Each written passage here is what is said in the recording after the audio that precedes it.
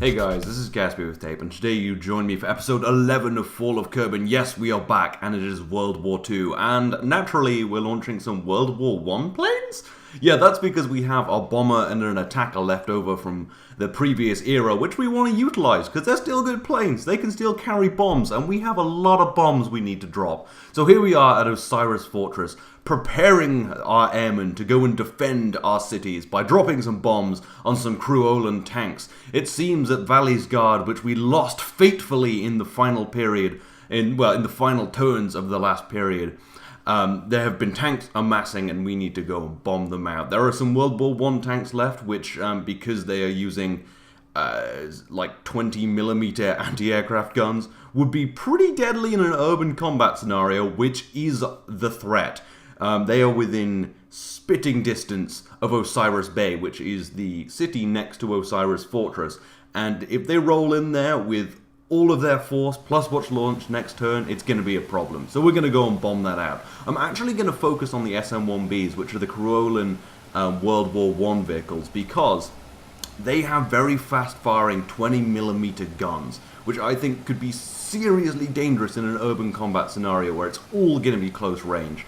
There's also some World War II tanks down there. There's a heavy tank. No, there's a medium tank and a light tank, which I'd also like to dispatch because obviously they're very well armored. They have high-powered guns, and they could be very deadly. But first, we're going to focus on these fast-firing 20mm guns. So the attacker is going to drop its bombs first. So the attacker drops its bombs first, and it's going to let them go. The bomber's been following us in behind because I wanted to fly this as the lead plane so that I could release it after it drops its bomb so that it can go and fight off go and distract some of the Kruolan anti-air defenses while we go and drop the rest of our bombs, because the bomber is carrying 5 1,000-pound bombs, which should, if they land within the same postcode as any of the Kruolan tanks, eviscerate them. Now, the Kruolans also have 2 interceptors down there and a main fighter, which is a problem, because the interceptors, you can see the TE-16 Swifts there, are taking off unbelievably fast. They're like 90% engine. But the Falcon is also a formidable fighter, and we're in some pretty, old hardware, although this bomber is unbelievably fast for some reason. But anyway, let's line up our shots and hope that it takes the Swifts a little while to turn around to shoot me, and hope that the Peregrine will get down there and distract them, which it won't, because apparently I forgot to turn the AI pilot on, because PD Armor is a complicated mod. Anyway, so we line up the shot, we drop a couple of 1,000-pound bombs to surely eviscerate that little tank down there. It looks like our first bombs are actually about to fall. There's a lot of anti-aircraft fire, but it seems to be almost entirely focused on the bombs, which can no longer be destroyed by anti-air defenses, because that was getting kind of ridiculous in World War I. Anyway, it seems to have struck the SM-1B.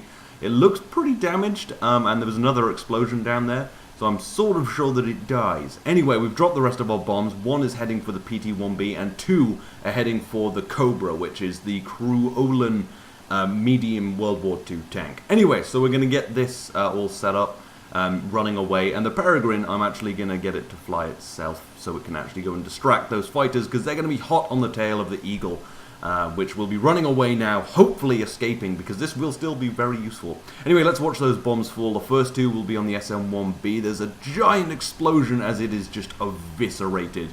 The rest will hit the Cobra hopefully pretty soon. Yes, it looks like there's going to be a large explosion, and the Cobra is dead. And it looks like we also, with a bomb which I thought would miss, did manage to get a direct hit on the PT-1B, which is the World War I heavy tank. So it looks like we've taken out 3 or 4 tanks, although I think actually one of the SM-1Bs was only damaged, not destroyed, which is pretty impressive. Anyway, the bomber starts to take some anti-aircraft fire, some 3-inch shells, and it looks like the light tank's opening up on us as well. There's 2 mobile 3-inch guns down there, which is, a bit of a problem. Anyway, we need to get this Peregrine turned around, because those Swifts, those interceptors will not be lagging behind us for long. So we want to get this to rush and intercept. Probably won't win any fights with much more advanced hardware, with much higher caliber guns, and that are very quick and surprisingly maneuverable, but it will distract them. And here it is flying in to distract them while the bomber escapes. It's not looking good because there's 3 World War II planes and they're already opening fire, and this can turn pretty well, but it's still too slow to fight. This was the AI pilot controlling it. Maybe I should have done it myself, but I wanted to see what would happen. Anyway, it looks like the gunfire's missing, but then some rains in from the top, strips off our wings, and sends our pilot down to die. I was gonna say like down to sleep with the fishes, but this isn't naval combat, so that would make no sense. Anyway, it may have bought us just enough time to run away in the bomber.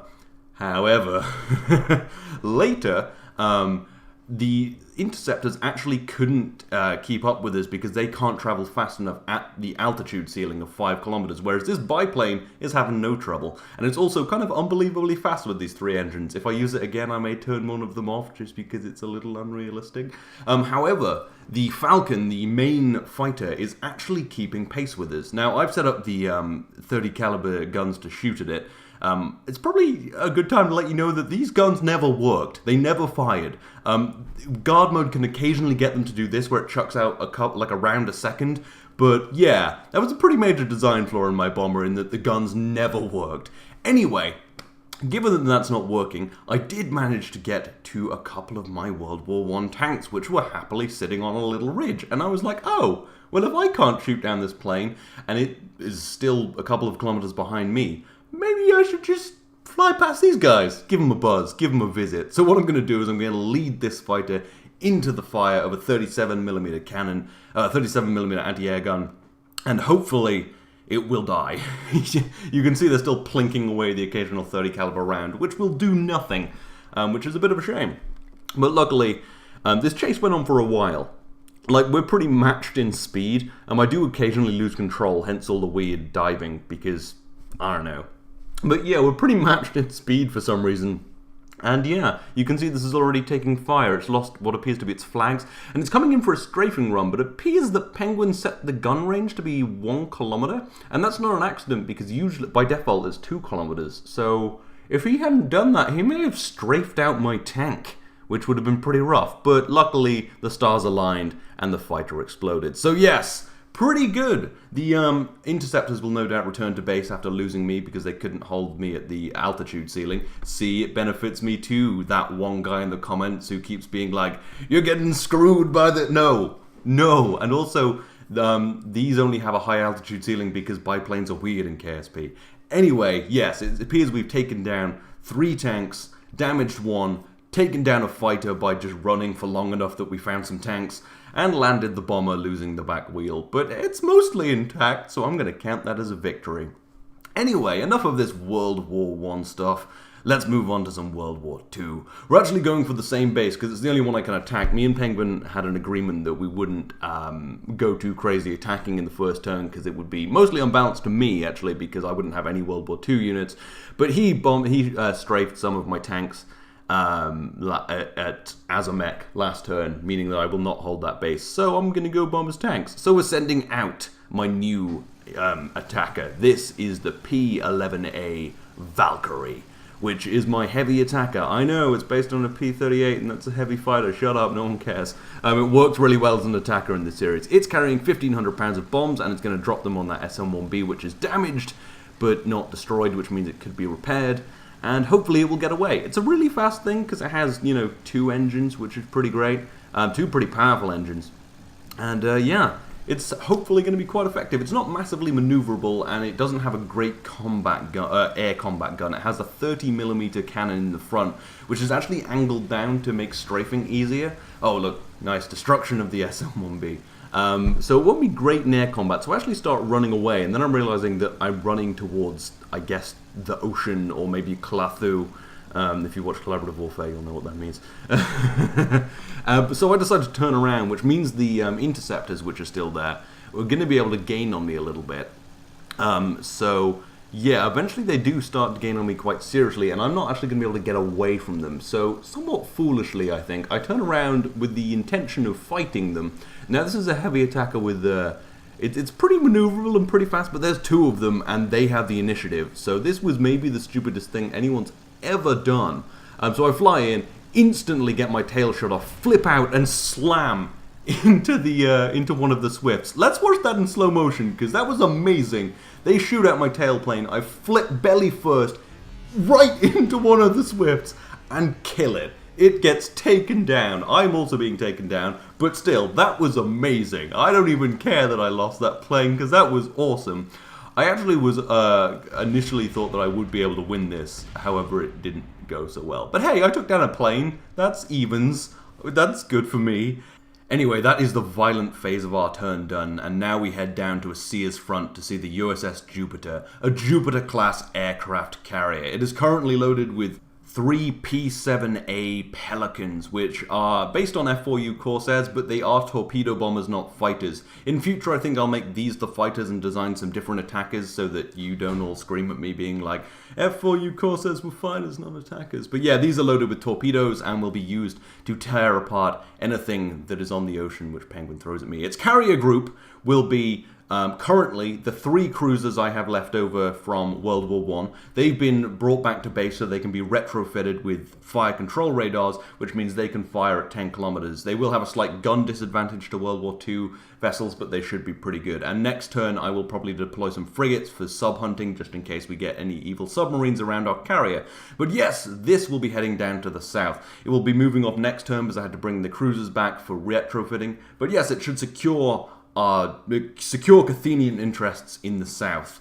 Anyway, back up to Osiris Fortress. We're deploying a couple of P-11B Valkyries. The P, by the way, is my designation for attackers because in World War I, peregrines were attackers, so I've just taken that to P-11. So yes, these are actually slightly different. They have 20mm cannons, 2 of them instead of one 30mm cannon for air combat and strafing rather than just strafing, and they're also loaded with 1,600-pound armor-piercing bombs. These are the anti-ship weapons, which is pretty great. And also at Osiris Fortress, we're deploying 3 cruisers. 1, the USS Mayfair from World War I, which has been towed back and retrofitted, and 2, World War II Scimitar-class cruisers, the USS Spartan and the USS Centauri. Yes, we're launching another Centauri to commemorate the glorious ship from World War I. Now these have 10 8-inch guns, which will fire a full broadside of some pretty ridiculous firepower. They also have 10 secondary batteries, which are 3-inch guns, which can shoot down anything at long range in the air, and also could actually probably do a ship battle if they needed to. But yes, if Penguin's World War I cruisers roll into here, they'll have a deadly surprise. They won't get anywhere near before they've been torn apart or bombed to hell. And his aircraft carrier is happily just out of range. So yeah, have at it. Anyway, moving on to Osiris Bay, the city where I am preparing my defenses and filming them quite sneakily so I don't give away where they are. So I'm just going to show you what the tanks are, not where they are. So what we have here is a TD-1 Griffin, which is the tank destroyer on the right, and a M3 Minotaur, which is the light tank up on the left, defending some undesignated portion of the city, because when Penguin invades, he won't know where the tanks are, so I don't want to give it away now. Also, in some other undisclosed location, there is a World War I tank, the Centaur Mark 1.1, which has a 3-inch gun. And there is also the Centaur Mark 1.1L, which has a 37mm covering some bit of street undisclosed. Not giving it a word, Penguin, you won't know. He's going to have a surprise. Seriously, watch his next video. He's going to come in here. He's not going to know anything, but he's going to get very wounded, hopefully. He's going to hit me pretty hard, but I reckon I can hold him off. And also another Griffin tank destroyer, which is hidden somewhere, secretly, somewhere. Yeah, you don't know. But yeah, basically these are set up so that they're very defensively placed. Actually, I found some really good tank spots. So when the Kruolans roll in here, they're not gonna know what hit them. These are 105mm guns, and they're gonna rip stuff apart. It's gonna be fantastic. And then coupled with the 37mm and the light tank with the 20mm, it's going to tear stuff apart. And just outside of the city, waiting, is a supply unit. Now I've left this outside the city mostly to reduce lag for Penguin's battle, and also to get this shot of looking at the city before it all falls apart. But yeah, maybe Penguin, because I was nice enough to reduce the lag in your battle, you could only shoot this if you beat my tanks. But nevertheless, the driver stares longingly at Osiris Bay, hoping that it is still there tomorrow. But anyway, moving down to the south, where we are sending a little bit of our force, we're sending another M3 Minotaur, a light tank with 2 supply units, heading down to the island chain so that we can secure our interests there. I could have put this in the city as well, which would have been a little extra firepower, but I've got a decent amount of firepower in the city. I also have the initiative that Penguin won't know where I am, so I should be able to tear him apart. But yes! That is the end of the episode. I hope you've enjoyed it. I hope you're looking forward to the future episodes, especially Penguin's next one, where there will be urban combat.